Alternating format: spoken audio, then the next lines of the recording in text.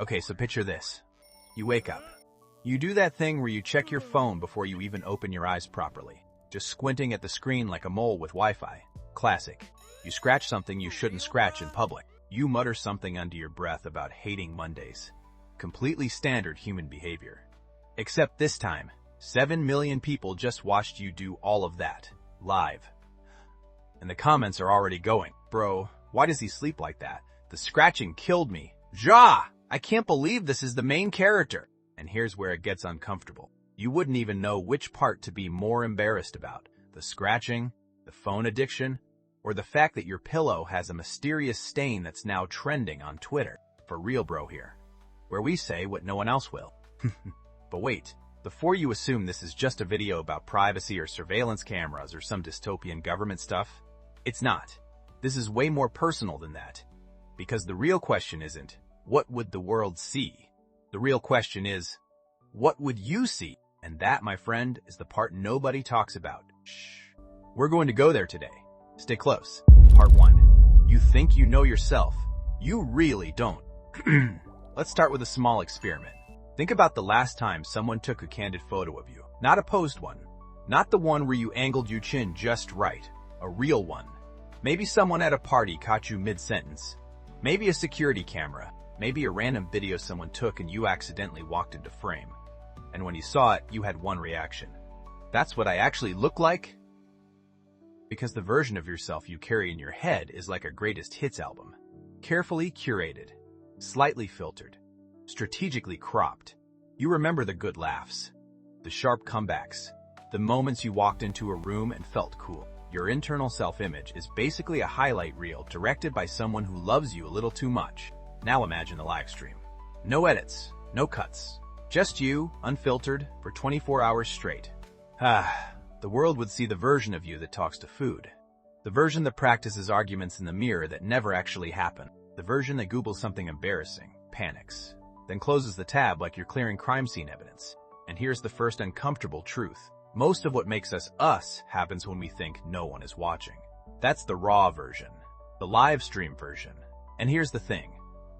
You have never actually met that person. You only know the performance. You've been watching your own highlight reel so long that you genuinely don't know what the full movie looks like. The live stream would introduce you to yourself. And honestly, that introduction might be the most awkward one of your entire life. That's just the beginning.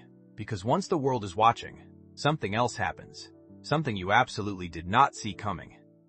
And it changes everything. Part 2. The moment you know they're watching, you stop being you. So the cameras are on. 7 million people tuned in. And you decide, okay, I'm going to be natural.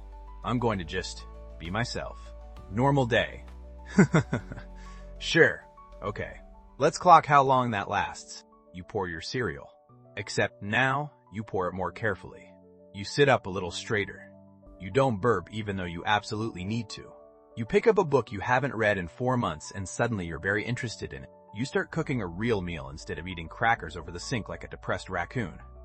This is called the observer effect. And it's not a character flaw. It's literally how human brains work. The moment you know you're being watched, your behavior shifts. Scientists have tested this. Students studying under surveillance work harder. Employees perform better when they think they're being observed. Even fish. Fish swim differently when there are eyes on them. So what chance do you have? Here's what nobody tells you about the just be yourself advice. Being yourself requires that nobody is watching. The second there's an audience, a second self shows up. A more presentable, more controlled, slightly fake version that smiles wider and makes fewer weird noises and definitely doesn't eat peanut butter straight from the jar at 11 p.m. Ugh. And here's where it gets genuinely fascinating. The more people watch, the harder you try. The harder you try, the less authentic you become. The more you start to lose track of who you actually are underneath all the performance. You become a character playing yourself, and you don't even notice it happening. So you were hoping the live stream would show the world who you truly are. Instead, it immediately started manufacturing a better-looking version of you. And the audience? They're going to love that version. They're going to subscribe to that version. They're going to miss that version when it's gone. The only problem is, that version doesn't actually exist outside of the stream. And now you're stuck maintaining it. But here's what really gets dark. Shh. It's not the audience that's the problem. It's what happens when you stop being able to tell the difference. Part 3. The trap that looks like attention. Let's talk about what happens after the first week. Because the first week is exciting, right? You wake up, and there are people watching. They comment on your breakfast, they argue about your coffee order. Someone starts a fan page just dedicated to your facial expressions. It sounds ridiculous, but you would love it. Don't lie, you would absolutely love it. And here's where the trap closes. Because attention is a drug that doesn't announce itself as a drug. It just feels like warmth, like connection, like you finally matter in a way that's visible and measurable. There's literally a number on the screen telling you how many people care about your existence right now. And that number goes up when you're interesting, and down when you're boring. So you get a little more interesting. You stop doing the private, boring, unglamorous things that make up most of real life. The sitting in silence, the staring at walls, the processing, the healing. And you start performing the version of life that gets the numbers up. You have a bad day? You still perform having a bad day, but better, with better lighting. With the emotional arc that people can follow. You cry, but you cry in a way that's watchable. You struggle, but you struggle in a way that has a clear narrative. Real pain is messy and quiet and has no resolution. But the version you show the world needs a beginning, a middle, and a moment where you seem like you're going to be okay. And every day, the real version of your life shrinks a little more.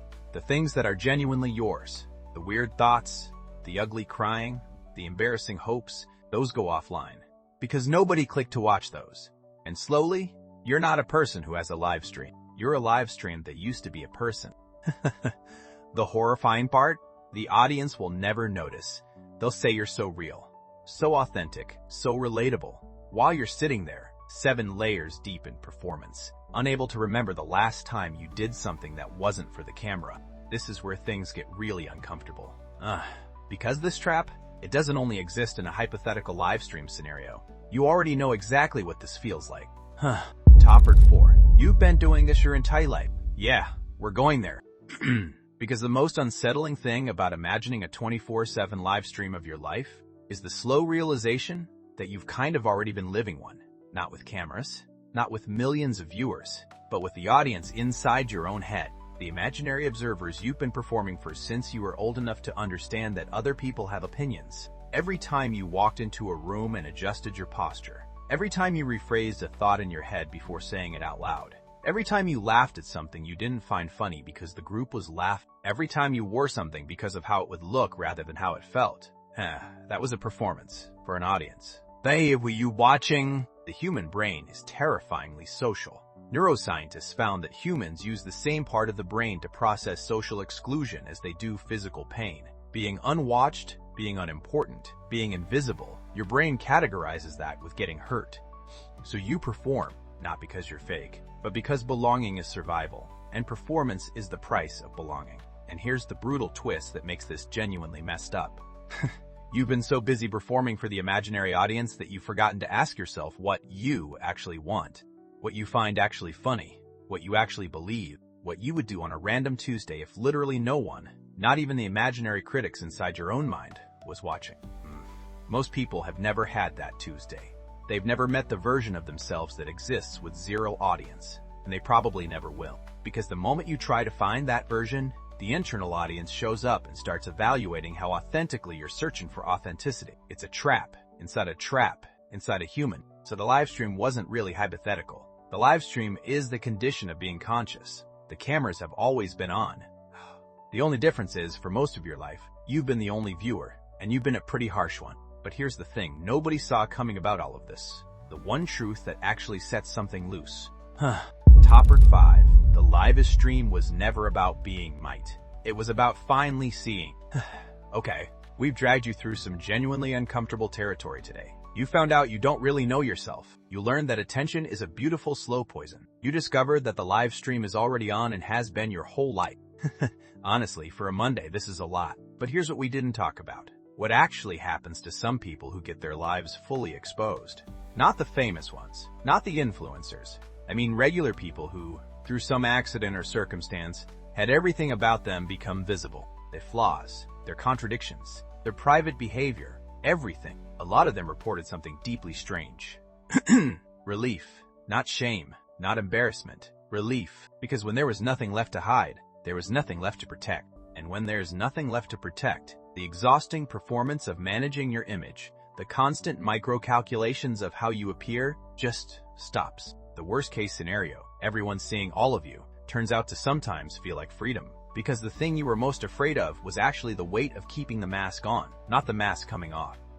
And this is the real thing the live stream was always pointing toward. The value was never in being seen by others. The value was in finally being seen by yourself, clearly, without the flattering editing, without the curated angles. Just the full, slightly weird, occasionally embarrassing, completely human reality of what you actually are. Because you, the raw, unfiltered version, the one who talks to food and has a mysterious stained pillow and Googles embarrassing things and scratches in private, that version is the only real one. Every other version is customer service. And here's the callback I promised you at the beginning.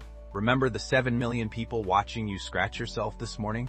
Remember how mortifying that felt? Here's what we missed. Every single one of those 7 million people scratches things they shouldn't scratch in public. Every single one has a weird pillow. Every single one has Googled something they'd rather die than show anyone. The audience you're terrified of is just 7 million other people who are also terrified of having an audience. We're all performing for each other simultaneously, and somehow, collectively, we've all agreed to pretend that everyone else has it together while we're the only ones falling apart. For real, bro. The most viral thing you could ever do is just stop. Stop performing. Stop optimizing. Stop managing the highlight reel. The most interesting thing any human being can do is be completely, unstrategically real. Not because it's brave, but because it's so rare that people don't even know what to do when they see it. Winning at the game of being watched isn't about being perfect. It's about being so genuinely yourself that people forget they're watching and just start feeling like they're with you. And that's not a social media strategy. That's just what a real human connection feels like. We just forgot. So drop a comment below and be brutally honest. What's the one thing you do when you're alone that would instantly end you if the live stream caught it? We're all in this together, and absolutely no one is judging. Except everyone. We're all judging, but we'll do it supportively. And if you're still here after all of that, the psychology, the existential crisis, the pillow stain, you might as well subscribe. You've already seen too much to leave now. This is your live stream. Welcome to the channel. For real, bro.